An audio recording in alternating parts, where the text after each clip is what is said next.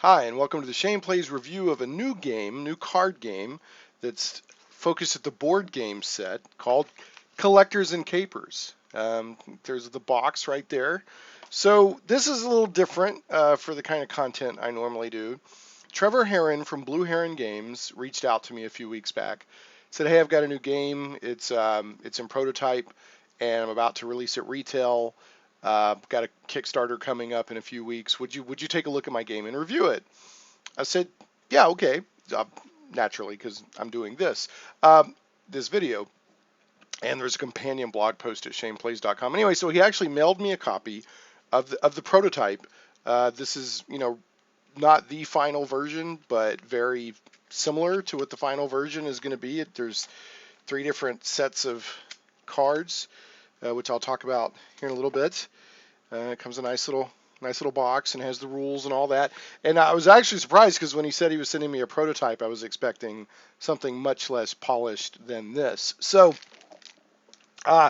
took me a little bit, but I did gather together some of my friends, my gaming friends, and we played it. Kind of got went through the rules, got used to the game, and gave it a whirl. And here's my thoughts. So another thing that's kind of cool right now, as of July 25th, there's actually a Kickstarter going on right now, which only went, I think, a week or two ago. There's still a couple weeks left. So if you like what you see here, go check out the Kickstarter, and I'll put the notes or in the links in the video description to both the Kickstarter and the companion Shane Plays blog post to this if you want to go check this out. But anyway, yeah, I said, so would you check this out? I said sure.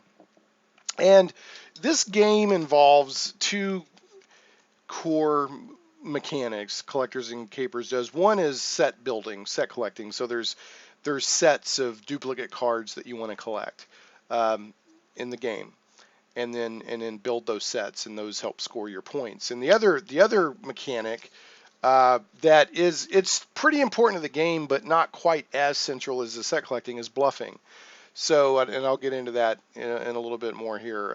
But yeah, it's basically you're trying to collect multiples to build sets of the same card, and then occasionally, if you think you can get away with it, you're trying to bluff. And bluffing, of course, if a successful bluff will help you get more points at the end of the round, or at the end of the turn, or the overall game.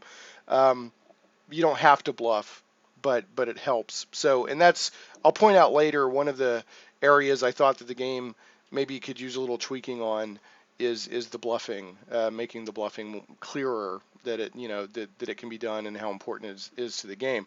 Um, I don't beat around the bush. I'm not going to leave you hanging until the very end. I think this was a fun game. It was fine. I certainly can't complain. I was sent a free copy to check out. I did tell Trevor, I said, "Hey, I'll give you an honest review. I'm not gonna fluff it just because you sent me a copy of the game." He goes, "Man, I totally get that," and I'm happy to say I don't really have a lot bad to say about this game. I think it's fine. I think it's fun. I'll get more into my overall thoughts, before we finish the video. But anyway, again, it's set collecting and bluffing is really what the game comes down to, and it's for 3 to 6 players. Takes 30 to 60 minutes. I think our game took 30 to 40 minutes, and we played a couple of rounds, or a couple of turns. Turns are made up of multiple rounds, and then a game can be one or more turns, as the players dictate or agree on. So it really helps Collectors and Capers to be interesting is the flavor text that's built, or not just the flavor text, the flavor layer that's kind of baked on top of the rules and everything. And what it involves is competing art collectors, or collectors who are the players, uh, all in a museum heist at the same time. So you're kind of all in the same museum that has all these priceless treasures on display, and you're trying to steal them, and you want to steal it and not let the other guy steal it. And then at the end of the game, whoever has, and it'll probably be whoever has the most sets, but that can be thrown off a little bit by the bluffing, will win. So, and it's nice. I do like that, how they added on to it. And it's set kind of in the 1920s. It's got this kind of 1920s Art Deco kind of design. I don't know, if you can see this.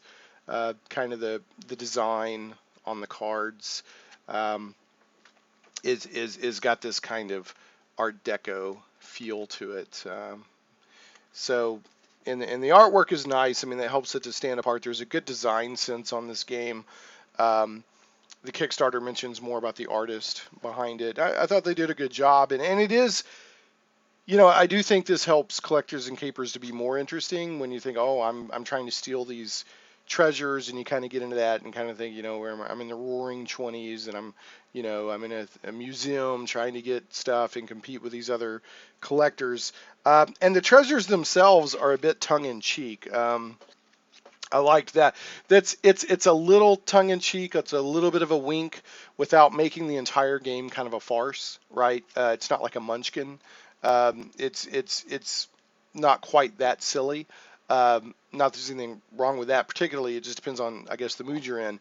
But we do get a little tongue in cheek with the treasures. I don't know how well you can see that, but that is the ancient statue, which bears a resemblance to a beloved character that many know. There's the quote-unquote digital guide. I don't know why my camera isn't focusing better than that. It normally does. But the digital guide, which, you may want to hitchhike to the museum and take a look at that.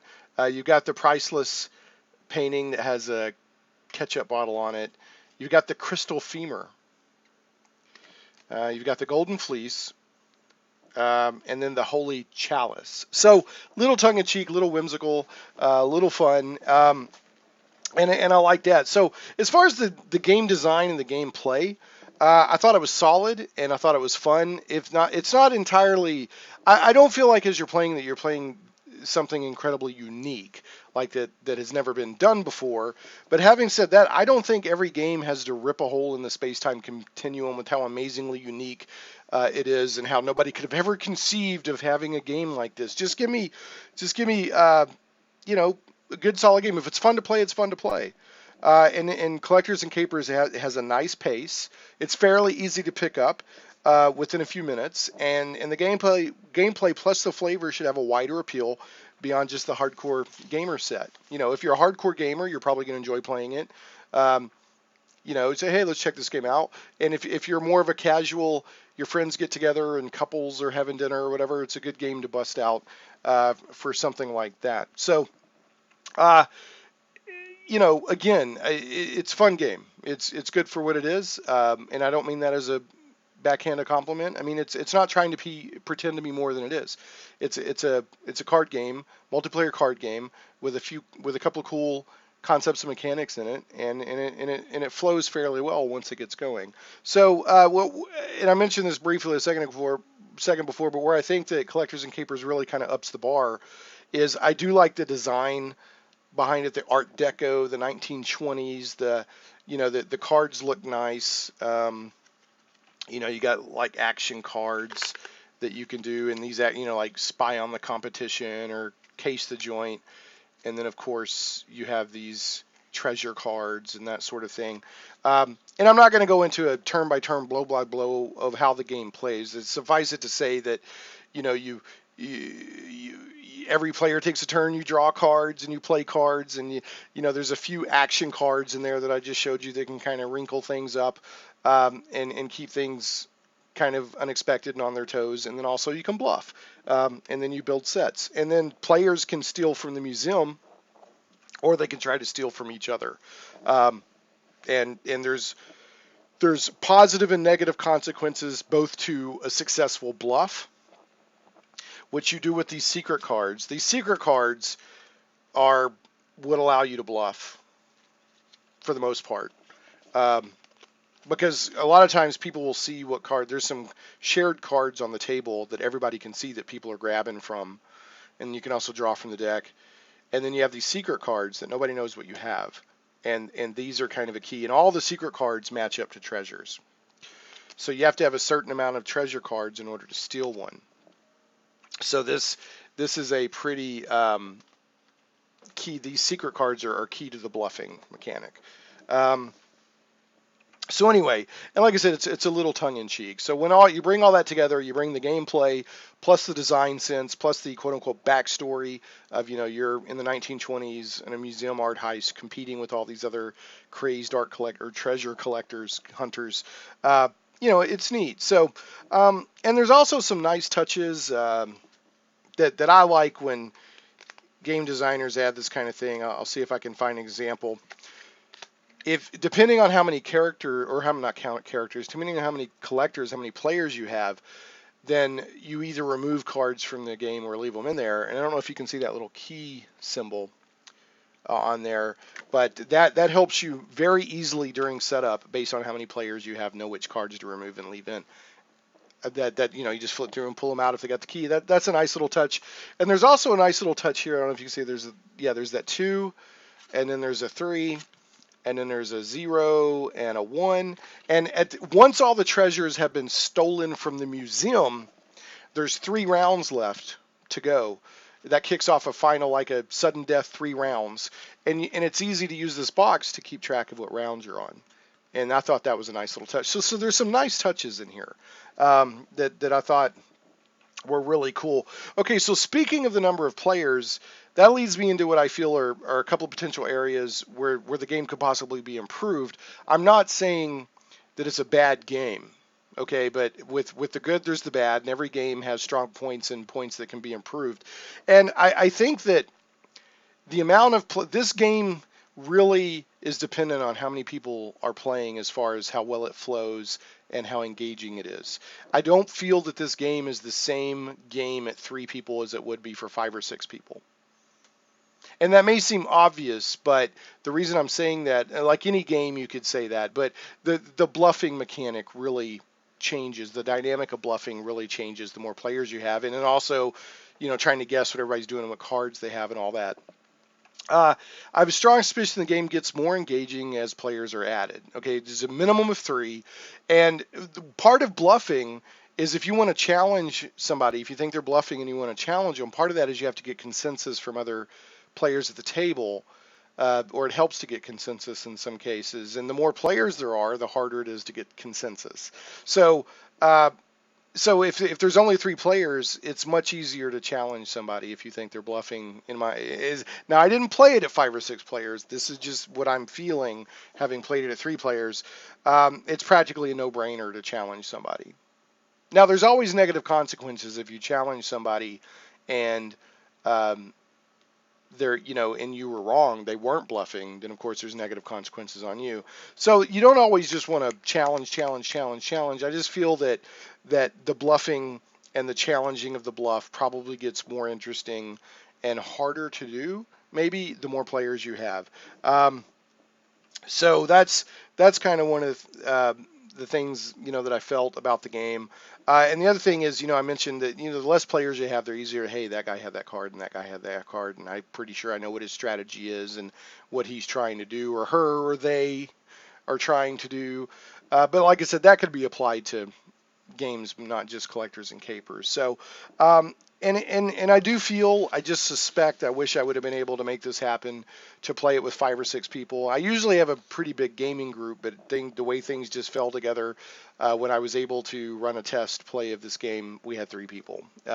So anyway, and another thing where I feel that the game could possibly improve, since bluffing is kind of put forward as half of the game.